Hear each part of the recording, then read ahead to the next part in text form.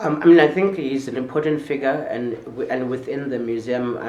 Before I joined the museum, obviously I had visited before, so I know that his story, and he's one of the ones that were sort of profiled within the museum exhibits, because of his important role that he played, not only in the struggle but in the conceptualization around the museum itself. Senkokwana Malgas was sentenced to 14 years imprisonment in the 1960s. After his release, he was detained frequently and tortured on each occasion. Always known him as a person who was very forward in terms of the people's liberation.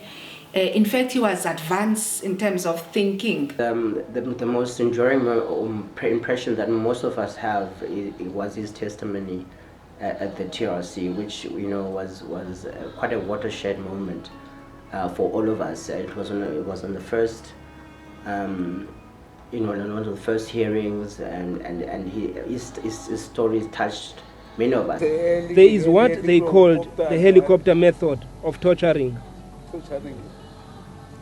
Of some kind. They suffocated me by pulling a mask over my face. With the helicopter method, they put a stick behind your knees and you were hung upside down. Whilst this was happening, you were suffocated.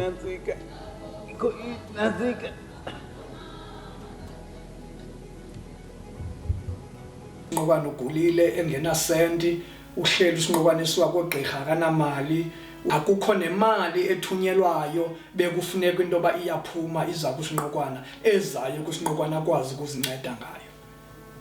Yile meko ndithetha ngayo into yoba iwayephila usinqokwana phantsi kwezinye imeko ingathi zange abe ngumzabalazi.